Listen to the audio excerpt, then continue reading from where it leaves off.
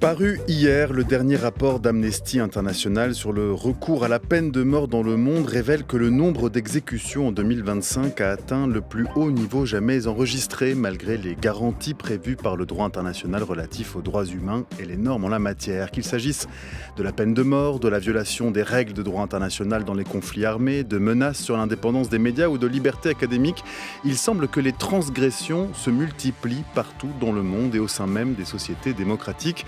L'édifice hérité de 45 s'effrite et peut-être que nous regardons ailleurs. Alors, quelles sont les formes de régression démocratique qui guettent nos sociétés ? En avons-nous pris la juste mesure ? Sommes-nous arrivés au point de bascule ? Comment éventuellement y résister ? Pour en parler avec nous ce soir, Marc Crépon, bonsoir. Bonsoir.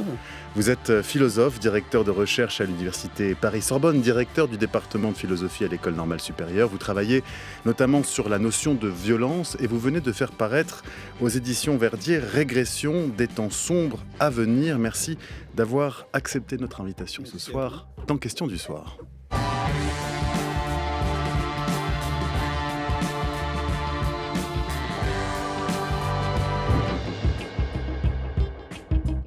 2025, c'est la tentative de la part des prédateurs, les États-Unis, de Donald Trump, Israël, de Benjamin Netanyahou, la Russie, de Vladimir Poutine, de détruire ce que l'on a mis 80 ans à construire. Elles ont en particulier réprimé la société civile, ceux qui croient encore en la solidarité internationale, ceux qui veulent se battre pour les réfugiés et les migrants, les personnes LGBTQI, les activistes qui expriment leur solidarité envers les peuples palestiniens. L'ennemi, ce sont les États qui répriment, pas la société civile. 2025, année de destruction de ce qu'on a mis 80 ans à construire. Est-ce que vous êtes d'accord avec les propos d'Agnès Callamard, la secrétaire générale d'Amnesty International, Marc Crépon ? Alors, je ne sais pas si ça date précisément de 2025, parce que pour ma part, je l'observe depuis déjà quelques années. Mais oui, je suis d'accord avec ce constat. C'est exactement ce dont mon livre Régression parle. C'est ça qui en constitue l'objet. Ce que j'appelle régression, c'est très simple. Régression, c'est pas la nostalgie du passé. Régression, c'est un processus qui consiste à relégitimer des formes de violence dont on pensait que précisément l'édifice des droits et des libertés construit au lendemain de la Seconde Guerre mondiale nous protégeait. Et de ce point de vue-là, l'abolition de la peine de mort dans un très grand nombre de pays qui est une des grandes conquêtes quand même de la seconde moitié du XXe siècle, qui est remise en question dans de nombreux États, qui continue à être pratiquée et visiblement, d'après ce rapport, de plus en plus terriblement dans un certain nombre d'États qui sont sur le podium de la pratique de la peine de mort. Tout ça, ce sont évidemment des signes de régression, ce sont des signes de relégitimation de cette violence, de réaccoutumance à cette violence. Et évidemment, il faut rajouter à tout ça le discours d'un certain nombre de formations politiques qui, un peu partout, dans des États qui ont aboli la peine de mort, en appellent au rétablissement de la peine de mort. Et de ce point de vue-là, on peut dire que ce discours sur la peine de mort qui tente à la relégitimer est une forme de régression, de la même façon qu'est une forme de régression toute cette petite musique qu'on entend aujourd'hui de plus en plus, selon laquelle, contrairement à l'article 5 de la Déclaration des droits de l'homme, qui proscrit la torture en toutes circonstances, eh bien, dans certaines circonstances, un peu de torture, c'est pas trop mal. Cette relégitimation de la torture, qui est l'antichambre de la peine de mort, c'est une régression au même titre que le discours sur la peine de mort. Et vous appelez ça le consentement meurtrier, mais on va y revenir une fois n'est pas coutume. Je voudrais entamer notre conversation à propos de vos livres en parlant de définition, parce que vous posez des définitions comme préalable de la lecture de votre livre, vous posez des concepts d'une certaine manière, vous essayez de distinguer, de cartographier trois forces qui, selon vous, permettent de lire le contemporain. Ces forces, vous les appelez les forces du jour, les forces critiques et les forces de la nuit. Alors, est-ce que vous pouvez nous expliquer comment vous avez pensé cette cartographie du contemporain à partir de ces trois concepts ? Oui, les forces du jour, je vais essayer de les décrire, en fait, à partir de la relation aux droits et aux libertés. Parce que c'est ce qui permet de les distinguer. Les forces du jour qu'on pourrait appeler aussi des forces conservatrices, c'est celles qui considèrent que, dans le fond, des droits et des libertés, on en dispose suffisamment, que nous disposons de tous les droits et de toutes les libertés dont la société peut avoir besoin. Les forces critiques, c'est celles qui ont une autre conception de la démocratie, selon laquelle la démocratie est toujours perfectible. C'est-à-dire, les droits et les libertés dont nous disposons ne sont jamais complètement à la mesure de ceux et celles auxquels la société peut aspirer. Donc en ce sens, on peut dire que ce sont des forces progressistes. Et elles sont critiques aussi, et c'est peut-être ça qui m'intéresse le plus aujourd'hui, elles sont critiques parce qu'elles ont la conscience aiguë que rien n'est jamais acquis. C'est-à-dire que ces droits et libertés dont nous disposons, elles peuvent être menacées, qu'elles doivent être protégées, et donc que nous ne devons jamais baisser la garde de notre vigilance. Et puis les forces de la nuit, qui sont porteuses de ce que je nomme régression, ce sont celles qui considèrent que on est toujours allé trop loin, que des droits et des libertés, on en a trop donné. Et donc qui voudraient, dans le fond, revenir en arrière par rapport à l'édifice des droits et des libertés conquis au lendemain de la Seconde Guerre mondiale. C'est les forces de la nuit, c'est celles qui, alors dans plusieurs domaines, c'est celles qui, alors j'en disais un mot tout à l'heure, en appellent à la relégitimation de la torture, c'est celles qui veulent revenir sur un certain nombre de droits des femmes acquis depuis la fin de la Seconde Guerre mondiale, à commencer par le droit à l'avortement. Ce sont celles qui veulent en revenir aussi sur une des grandes conquêtes qu'on oublie, mais une des grandes conquêtes quand même du XXe siècle et de la seconde moitié du XXe siècle, qui concerne les libertés académiques, c'est-à-dire la liberté, le droit d'enseigner ce qu'on veut, comme on veut, la liberté d'expression, la liberté de croyance, toutes ces libertés-là, plurielles, eh bien, les forces régressives ont pour objet, pour objectif, de revenir en arrière. Pourquoi est-ce que vous avez choisi ces métaphores plutôt que de parler de progressisme, de conservatisme, de réactionnaire, de lumière, d'anti-lumière, Marc Crépon? Écoutez, pourquoi les forces du jour? Alors d'abord, il faut rendre à tout seigneur tout Il y a honneur. comme une valeur morale derrière le jour et la nuit. On ne peut pas s'empêcher de la voir. Alors en général, le paradoxe, c'est que le jour fait l'objet d'une valorisation. Alors pourquoi les appeler les forces du jour? Une expression qui va peut-être donner mieux à comprendre ce que j'entends par là, c'est quand on parle de l'aveuglante clarté du jour. C'est-à-dire, nous sommes aveuglés par les droits et les libertés dont nous disposons, sans voir, sans prendre garde à ce qui peut les menacer. Les forces du jour, c'est les forces qui, dans le fond, se satisfont du confort dans lequel elles vivent. Bon, les forces de la critique, ça n'a pas besoin d'explication. C'est au sens vraiment très concret de la critique. C'est pas au sens d'un dénigrement systématique de ce qui est. Les forces de la critique, c'est celles qui sont capables de mesurer, dans le fond, l'inadéquation, par exemple, des mesures gouvernementales aux enjeux du moment ou des mesures gouvernementales aux promesses qu'elles ont faites. Donc les forces de la critique sont là pour, au contraire, témoigner, faire entendre une certaine forme, sinon d'insatisfaction, au moins d'insuffisance et de vigilance. Alors pourquoi maintenant les forces de la nuit? Eh bien parce que dans ces forces régressives, je compte aussi évidemment toutes les formes de complotisme, d'obscurantisme. Parce que dans le fond, rien ne fait plus peur à ces forces régressives que l'esprit des Lumières, que dans le fond, le savoir, l'étude, la connaissance, la raison, au profit de la science aussi, au profit de, dans le fond, les opinions les plus régressives, les plus obscures, et surtout l'appel aux passions les plus négatives. Et vous le dites, hein, l'objectif de ces forces de la nuit est toujours régressif, mais elles ne se pensent pas, non pas vis-à-vis d'un retour en arrière, mais plutôt vis-à-vis d'un futur à sauver. Alors les exemples sont nombreux, on pourrait penser au Brésil de Jair Bolsonaro, l'Argentine de Javier Milei, les États-Unis de Donald Trump et j'en passe. Tous des pays où il y a une forme, vous le dites, de virilisme belliciste qui se mélange à des revendications de transgression des cadres du droit international. Pourquoi est-ce que c'est d'abord au droit et d'abord à la norme que ces forces de la régression s'attaquent, Marc Crépon? Eh bien, parce que si on admet donc que les que dans le fond, les 50 la seconde moitié du XXe siècle a été marquée par un certain nombre de grandes conquêtes, comme je le disais un instant, de droits et des libertés. Parmi ces grandes conquêtes, il y a eu notamment celle sur le plan international, mais pas seulement, de tout mettre en œuvre pour substituer des rapports de droit à des rapports de force.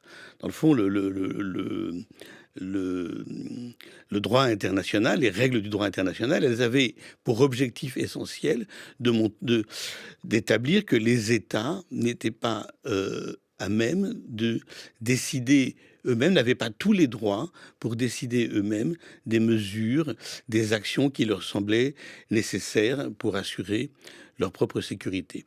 Donc il fallait un tiers, et ce tiers, c'était les institutions internationales garantes du respect de ces règles de droit. Donc c'est toujours, dans le fond, la substitution de rapports de force à des rapports de droit qui animent ces forces régressives, et notamment ces pays dont vous venez de parler, le Brésil, les États-Unis, la Russie, la Chine.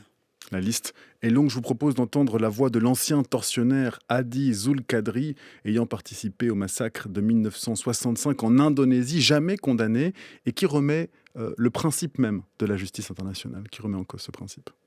Je ne veux pas être indiscret, mais une question me taraude. Vous vous dites que c'était la guerre, et ça vous évite peut-être d'être hanté par les souvenirs. Mais ce que vous avez fait, c'était quand même des crimes de guerre, selon la Convention de Genève. Je ne suis pas forcément d'accord avec le droit international. La Convention de Genève s'applique peut-être aujourd'hui, mais peut-être qu'il y aura demain une convention de Jakarta qui rendra celle de Genève caduque. Ce sont les vainqueurs qui définissent ce que sont les crimes de guerre. Moi, je suis un vainqueur. C'est moi qui dis ce qu'est un crime de guerre. Je ne suis pas obligé d'être d'accord avec une définition internationale. Mais est-ce que ce ne serait pas juste pour les millions de familles qui ont souffert, pour les familles des victimes? Tu n'as qu'à remonter au premier meurtre d'Abel par Caïn pendant que tu y es. Pourquoi faudrait-il faire toute une histoire des communistes assassinés? Les Américains ont massacré les Indiens. Est-ce que quelqu'un a été jugé et condamné pour cela? J'ai peur qu'en remuant le passé, on ne provoque de nouvelles tensions. Si le monde veut se battre, nous sommes prêts. Une réaction, Marc Crépon, à cet extrait du film The Act of Killing de Joshua Oppenheimer.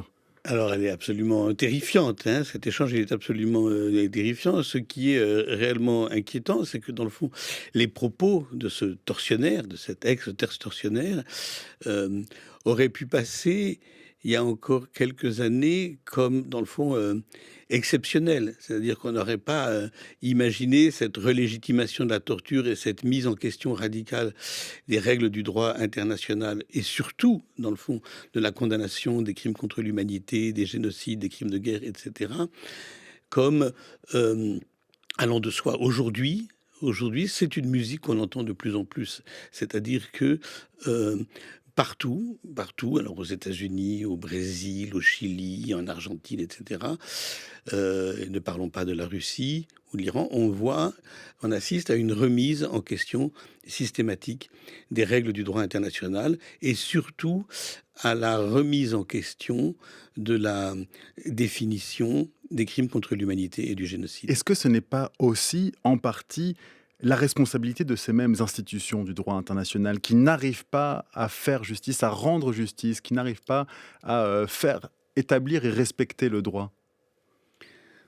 Alors, ça dépend de quelle institution on parle. Pensez bien que pour l'Organisation des Nations Unies, elle a depuis toujours deux deux problèmes essentiels. Le premier, c'est qu'elle n'est pas dotée d'une force susceptible de s'interposer de façon efficace dans le cas de conflits. L'ONU n'a jamais véritablement empêché un conflit, des exactions. Elle n'a pas empêché le génocide des Tutsis au Rwanda. Elle n'a pas empêché les massacres de Srebrenica. Et la liste est longue comme ça. Après, la Cour de justice internationale et la Cour pénale internationale, qui sont aussi des grandes conquêtes juridiques de la seconde moitié du XXe siècle, ben, elles font quand même leur travail, mais elles sont aussi entravées parce que là, il y a un deuxième obstacle quand même à leur fonctionnement et qui est lié aussi à l'Organisation des Nations Unies, c'est le droit de veto du Conseil de sécurité, et c'est le fait que pour qu'il y ait aujourd'hui un accord entre la Chine, la Russie, les États-Unis, la Grande-Bretagne et la France, il y a du chemin à faire. Alors, vous écrivez: la violation est une accoutumance, et c'est ainsi que le crime devient ordinaire. Ces forces du jour, ces institutions que vous décriviez à l'instant, comment est-ce qu'elles répondent à ces attaques aujourd'hui? Parce que c'est cela qui vous inquiète dans votre livre. Vous décrivez des attaques sur les institutions de la paix, sur les notions de torture et de peine de mort, vous nous en avez parlé, sur les droits des femmes. Est-ce que, selon vous, les institutions, les gouvernements, les forces conservatrices, c'est d'une certaine manière comme cela que vous décrivez les forces du jour, réagissent à la hauteur du danger? Non, je ne crois pas. Je ne crois pas qu'elles réagissent à la hauteur du danger. Alors, je ne suis pas diplomate, je ne suis pas politicien non plus. J'imagine que les choses sont... Je peux bien imaginer toutes les difficultés, mais dans le fond, je n'entends pas beaucoup les condamnations que j'aimerais entendre des violations des droits de l'homme partout où elles se produisent dans le monde, de ces processus de relégitimation de la torture. Je n'ai pas entendu beaucoup de condamnations après une scène qui m'a énormément choqué pour moi, qui était les applaudissements à la Knesset quand ils ont rétabli la peine de mort pour les Palestiniens. Pour les Palestiniens. Donc je trouve que si aujourd'hui ces formes de régression appellent de gestes politiques qui sont ceux de la protestation et de l'alerte, non, je ne suis pas sûr que toutes les forces du jour agissent à la hauteur du danger que représentent toutes ces violations. Mais il y a surtout encore autre chose de plus inquiétant qui décrit vraiment, dans le fond, la scène actuelle. C'est que ces forces régressives sont... alors, elles ont déjà pris le pouvoir dans un certain nombre de pays, mais elles sont aussi de plus en plus proches du pouvoir, y compris en France, mais dans un grand nombre de pays, y compris en Europe. Et le risque aujourd'hui, c'est ça qui est le vrai basculement politique, c'est le basculement des forces du jour, c'est le ralliement d'une partie des forces du jour aux forces de la nuit. Comment est-ce que vous expliquez cette apathie, cette non-vision, ce manque peut-être de réalisme face à ce qui se joue, Marc Crépon?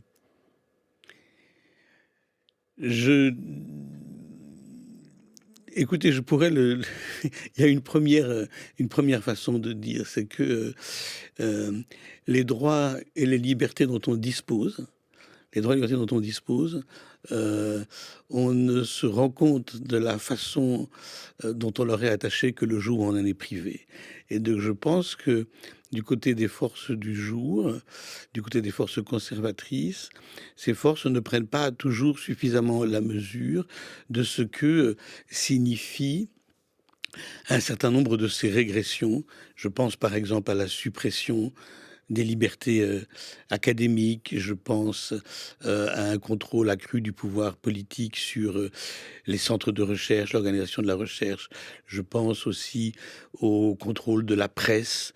Il y a un certain nombre, dans le fond, il y a un certain nombre de voyants rouges qui sont ces points de bascule dans les forces du jour, peinent à comprendre qu'ils sont allumés. Et c'est précisément ce que les forces de la critique ont à charge de leur rappeler. Alors comment résister? Parce que c'est au fond, la question de votre livre qui fait d'abord, un long, bilan de la manière, de d'abord ce qui est attaqué et de la manière dont, ces forces, régressives exploitent les échecs des institutions, s'insinuent dans les failles. D'abord, pourquoi ces forces régressives séduisent-elles autant? C'est une question qui serait légitime de poser. Vous disiez à l'instant qu'elles étaient aux portes du pouvoir et ensuite, heu, quoi faire? C'est-à-dire, comment s'organiser? Comment résister? Marc Crépon. Alors pourquoi ces forces de la nuit, ces forces régressives sont aux portes du pouvoir? D'abord parce qu'elles ont un discours qui séduit. Elles ont un discours qui séduit parce que c'est le propre de tous les populismes. C'est dans le fond de faire croire à la population qu'ils sont en phase vraiment avec leurs besoins, leurs inquiétudes, leurs peurs, leur colère. Mais c'est aussi quand même, et il ne faut pas se le cacher, c'est quand même le signal, le signe de la faillite précisément des forces du jour à prendre la mesure des formes de détresse, des formes de misère, des formes d'inquiétude qui traversent la société. Euh, Dans le fond, les forces du jour se sont habituées, se sont accommodées à un taux de chômage extraordinaire, à certaines formes de grande précarité qui traversent nos sociétés, à un certain nombre de maux Mais c'est quoi? qui C'est une touchent nos promesse de contemporains. miracle que propose, c'est une forme de Alors miracle politique? il y a toujours il y a toujours dans les forces de la nuit une promesse de miracle, celle que nous allons régler le problème de la sécurité. Il y a aussi, bien évidemment, la propension à désigner des boucs émissaires. Et donc voilà, il y a un certain nombre de recettes comme ça politiques qui fonctionnent. C'est toujours une désillusion. C'est toujours une désillusion parce qu'une fois que ces forces agressives sont arrivées au pouvoir, elles ne font évidemment pas grand-chose de ce qu'elles ont promis, ou en tout cas, elles n'apportent pas de solution à toutes ces maux, toutes ces misères, tous ces malheurs qu'une partie de nos concitoyens ressentent. Qu'est-ce que vous répondez, Marc Crépon, à ceux qui disent: «On n'a jamais essayé, pourquoi pas, voter, pourquoi pas, tenter, l'extrême droite?» puisque c'est de Alors, ça que nous parlons, dans cette émission. Alors, je vous remercie de poser cette question parce que, comme vous le savez, c'est donc la conclusion du livre. C'est-à-dire que la conclusion du livre, ce qui s'appelle Basculement, a pour objectif justement de montrer pourquoi, dans le fond, un basculement à l'extrême droite, hein, c'est-à-dire qui consiste à donner le pouvoir à ces forces que j'appelle les forces de la nuit, ça ne revient pas à essayer ce qu'on n'a jamais essayé, c'est-à-dire pourquoi c'est effectivement un point de bascule. Euh, Parce que, précisément, dans le fond, heu, ce que promettent ces forces de la nuit, c'est une régression. C'est la suppression d'un certain nombre de droits et des libertés dont nous avons oublié à quel point ils nous étaient absolument nécessaires pour vivre, ensemble. Et puis c'est aussi quand même la relégitimation de certaines formes de violence. C'est toujours un discours belliqueux. C'est toujours un discours qui en appelle à la violence que celui des forces de la nuit.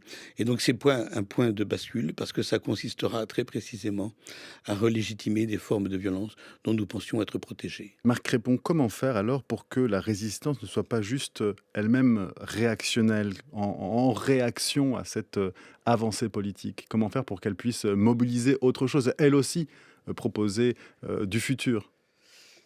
Alors, ce que je crois, c'est que nous ne devons pas désarmer la vigilance critique. C'est-à-dire, c'est ne rien laisser passer. C'est ne rien laisser passer. C'est ne laisser passer aucun discours qui relégitime telle ou telle forme de violence. Aucun discours qui s'autorise telle ou telle forme de discrimination. Aucun discours qui véhicule à nouveau des formes de racisme et d'antisémitisme.